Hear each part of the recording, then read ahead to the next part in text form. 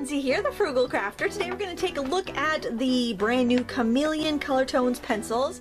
These were debuted at CHA back in January, and they're probably one of the things I was most excited about. Not because I needed more colored pencils like another hole in the head, but because they were double-ended, so it allows you to have more colors in less space. And pencils like this have been around before, like by Crayola for kids, and I actually did get a little package of those to try them out, and they were just kind of chalky, and I mean, they were okay, but they definitely weren't an artist quality pencil. So I did contact the company and asked if they had a sample I could review, and they sent me the entire set, so I want to thank them first and foremost because they've always been very generous when I've asked them for products to review. They are a wonderful company to deal with, so can't fault them at all on that. So I used them in a couple of projects and they worked perfectly. They worked great, and today we're going to look at them and hopefully it'll help you decide whether there's something you need in your stash or something that you could pass on. So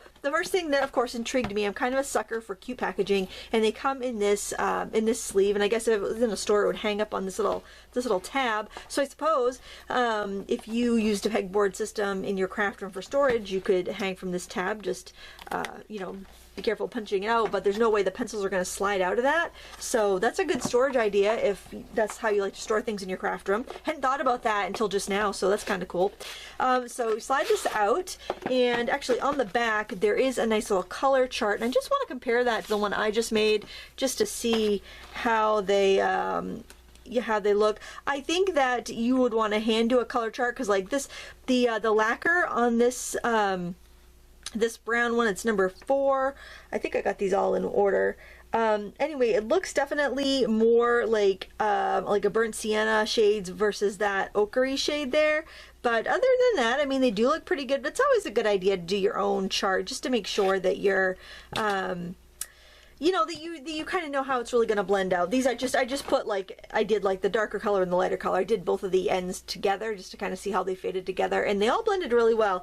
The other thing I liked is that there's no bloom on this, so I colored this pretty thickly, kind of coloring down the dark and then burnishing over with the light, or I might do a swatch of the light, then put in the dark, then burnish over with the light, and there's minimal wax. You can see if I catch it to the light, like there's very little sheen there, and that's something that's an issue with like my Prismacolored pencils. I love Prismacolor pencils, but they're so waxy that they tend to break. They're really soft, so they tend to break easily, and you get a really noticeable waxy bloom on there that you either have to buff off or spray with fixative to remove it, and if you buff it, you get a really shiny area. So I like that that's not an issue here. I did use it with Gamsol. I colored this little bird here, and I used some Gamsol. It dissolved very well, and then I was even able to go on top with more layers. So I'll show you a demo of this in a minute. I'm going to speed it up and just kind of overview it because it's just me coloring a bird. It's nothing earth-shattering there. But so I swatched it out. This is just this is drawing paper that's got a little bit of a tooth to it to make sure I could kind of really lay down some color. And I actually just quickly swatched it off on some smooth cardstock, and I was really impressed with how well the colors showed up. I wasn't expecting them to be very opaque. They don't feel as creamy as Prismacolor. They're a drier feeling pencil, kind of like oh gosh, like a Soho or a Derwent Artists. They're just a little bit drier and harder. So hopefully that means they're going to be less likely to break. I haven't had any issues with breaking in any of the ones I've used. I've used them all, both ends, so that's a really good a good situation. But I'm glad at how bright these actually showed up on black. It's really hard for colored pencils to show up well on black, even though they tend to be semi opaque. Usually when I'm using colored pencils, I use them on colored paper, but it's usually like a toned paper. It's usually not super black, so I was pleased with how they held up. So the packaging is kind of cool. They come in this box. It's kind of like a trapezoid shaped box, and you open it up. It's got a little magnetic closure. You can hear it kind of snap shut. There's a little magnet in there, and then they kind of stand up on their own. So what you do is you fold it, and then the lid folds down underneath it, so it kind of sits like that. Now I think since I've been using it more, it has flattened out a little bit more. So at first when you get it, it's going to want to wiggle in the air a little bit. just the more you use it, the better it's gonna sit flat for you. So don't freak out if you get it and then it's like kind of wiggly. I think it's just the cardboard kind of flexing and stretching and getting comfortable. And I bet if you're doing something like a small stamp project, you can actually work right here. It would be just about the perfect amount of give for you. In fact, let me just tear out a piece of, well, I got this smooth cardstock. I don't know if this is toothy enough. It's just a scrap I have, but let's just see here. So the way I like to use these, let's just say we have a leaf here. I think the easiest way to use these, that green doesn't really show up very well on the camera, but maybe it will when I color it in a little bit more. I would color it, and a good technique is to do like little ovals. Oh, that's a perfect, because it's not as hard as like a wooden tabletop, but it's not as soft as like a padded newsprint, so I think that's a really nice surface to work on if you're doing something small like a stamped project, and that way you can work in a tiny little bit of space. So if you're like me and you completely cover your table when you're working, you'd still have room. You still have room to work. Okay, so yeah, it's very easy to get an easy even lay down of color. Then when you want to go in and shade, you flip over your pencil and you go to the other side, and you can build up your color. You can build up a big variety of value by the pressure that you put down. Now if you're burnishing, which basically means you go over an area really firmly, if you have any arthritis or wrist problems, and this is not specific to these pencils, this is with any color pencils, that might be a little bit of strain on your hands, and I just want to let you know that because I know it's an issue for people, and I don't want somebody to be like, oh, those are the perfect things, they blend, they're just magical blending pencils, they're gonna be great for my hands, and then you get them home and you realize, oh gosh, they're still colored pencils, they're still gonna, needs a little bit of pressure, so just kind of keep that in mind. So you can build up quite a bit. This is smooth cardstock, and I'm still able to, build up color, so I think it would work really well in your coloring books. I do a little bit of, I don't do a lot of coloring. I'll sit with my kids and do some coloring, but I don't do a ton of it, so I don't really want to speak for that. Oh, and there are numbers on the pencils, and I just realized that, so if you want to put them back in the correct order, you can. I don't know if it really matters because each pencil blends with itself. I don't think it really matters that much if you put it back in the order, unless you're just trying to match it to the color chart on the back of the whatchamacallit, the packaging. But you can see, I mean, I'm able to layer quite a few different things. Whoops, I went out of the lines, but that's all right. This isn't a coloring video. It's a review. So you can really keep layering even on a smooth cardstock. So it tells me there's a lot of pigment in these pencils, not a lot of filler, but there's not a lot of wax. So they're not going to feel creamy. If what you want is a creamy, lipsticky-like colored pencil, these are not for you. So now if I want to blend with a solvent, this is just Gamsol. You could use Goo Gone or baby oil or whatever. Blends very well. You can see it picks them up on the, I think you can see that on the tip of that. It dissolves really well. These are wax-based pencils, so they're not going to dissolve in water. They're going to repel water. But yeah, I mean, you can get a really nice smooth transition. Another great thing is to use these, or actually any color pencils, on top of your markers. So I think these are originally designed to complement their color tones markers. So if you want that even richer color, you want to build up more depth with your coloring, you can go with these over. I like that you don't need to have that many pencils. With 24 pencils, you have 50 colors, and the guesswork is taken out of it for you. Like if you look at some of the other, and I can grab a package really quick and show you what I mean here, and don't mind me, I'm just walking across my craft room. These are, and I just had mentioned the other day, you settle and you buy the thing that's, you settle for something, you don't buy what you really want. I really wanted these, but I'm like, well, maybe I'll try these, dual-ended Crayola pencils. These are, there's different, these colors have nothing to do with the other one. Like there's green and there's purple. I mean, they're not horrible, but if these two colors are not designed to blend together, and there's only 24 colors, so it's not as many. I mean, I don't want to diss Crayola, because Crayola has served, my children well over the years, but definitely isn't going to be the, artist quality,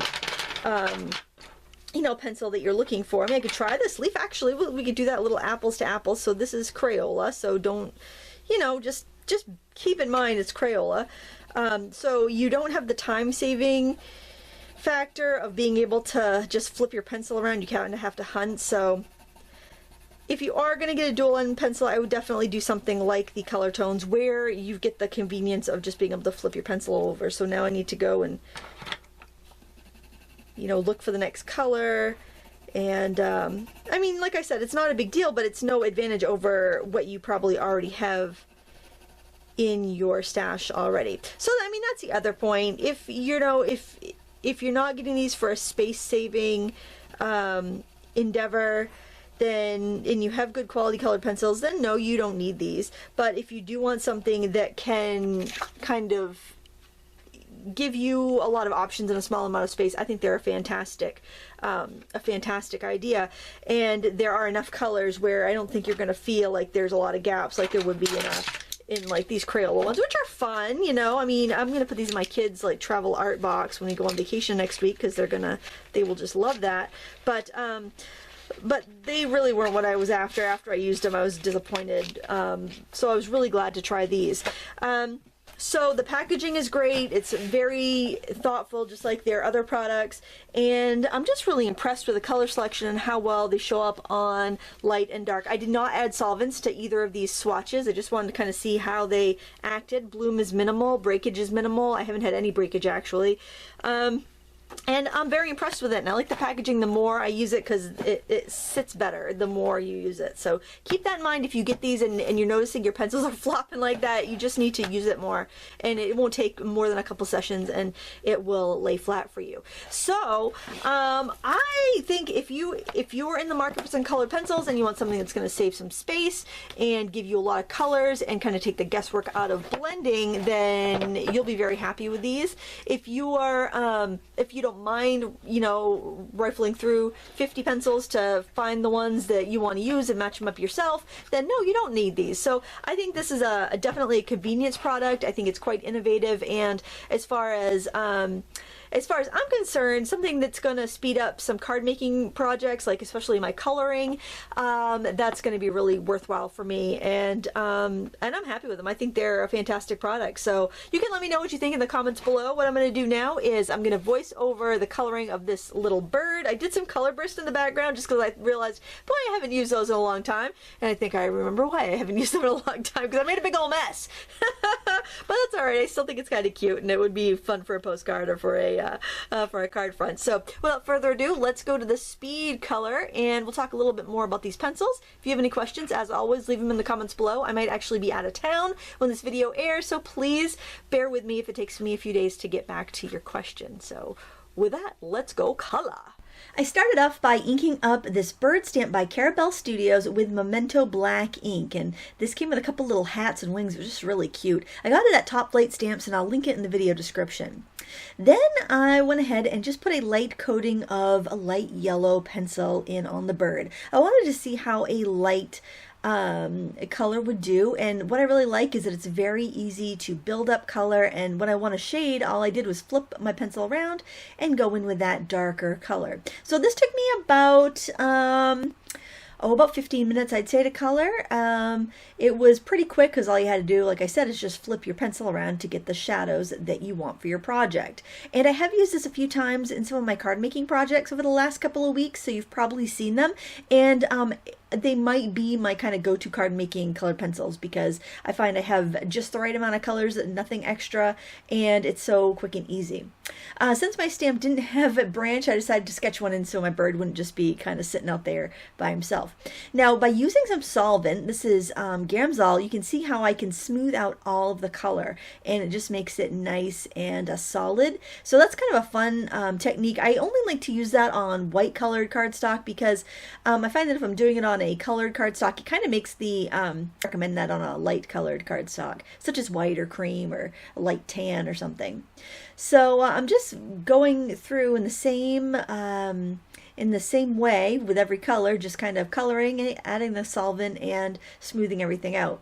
I wanted to see if I could add color on top of the solvent, so that's why I wanted to use that today. I also thought I'd doodle in some leaves, because I felt like our little bird was a little sad and lonely out there on that bare branch.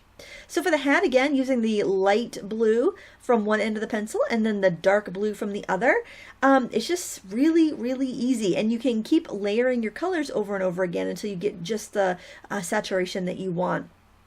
And again, I'm going to go in with the Gamsol. And Gamsol is a great solvent. It has no odor, so I wouldn't leave it in like an open container where pets could get at it or kids could get at it. But it is a really nice solvent if you're looking for something like that. But I've also used Goo Gone, I've used Undo, I've used baby oil, I've used odorless mineral spirits. So, you know, you have a lot of options. Now here, the only complaint I have about this set is that the brown that looks like it's going to be a yellow ochre is actually more of like a burnt sienna. So the kind of casing, wood casing on that pencil is a little off, but that's the only pencil I found to have any sort of divergence from the color of the barrel to the color of the lead. And that's easy enough to remember because there's only 24 pencils and 50 colors there, so it's pretty easy to keep track of. I think sometimes we get really complicated when we're creating, and it kind of takes the fun away. So it's nice to have a product that is pretty simple and it makes your work quicker and more enjoyable. So I think the thing with colored pencils, a lot of times I feel like it's a big production. I have to get out my big box of colored pencils and I have to sift through for the colors I want, and it's, you know, it just becomes kind of an ordeal when I'm at limited space in my table when I'm card making, because I have so many other products out. To have something simple like this for coloring is just really kind of a godsend. So what I'm doing here is wetting the background. I don't know if I said I was working on cardstock before, but it's actually a lightweight watercolor paper that I'm working on. I'm wetting the background because I haven't used my color bursts in a long time and I thought it'd be kind of fun to use those. I completely overdid it though, and I lost the burstiness because I squirted too much out. I really should have just tapped a little on there, but hey, that's all right. It's still going to be a cute little card front when I'm done. And I basically wanted to do this video just to play with the new pencils anyway, because I've had them for like a week and I hadn't had that much, you know, time to really put them through their paces. The projects that I have done with them, I've really enjoyed, and I really like them. I think they're time saving, they're space saving, and you know, if you're looking at that compared to like a big set of Prismacolors or polychromos, they're money saving too. So if you're in the market for something like that, I recommend them. And if you already have pencils you like, then you're good to go in that respect too. I hope you enjoyed this tutorial, and if so, please give me a thumbs up. If you have any questions, go ahead and leave them in the video description. I'd be more than happy to answer any questions that you have. Thank you so much for watching, and until next time, happy crafting.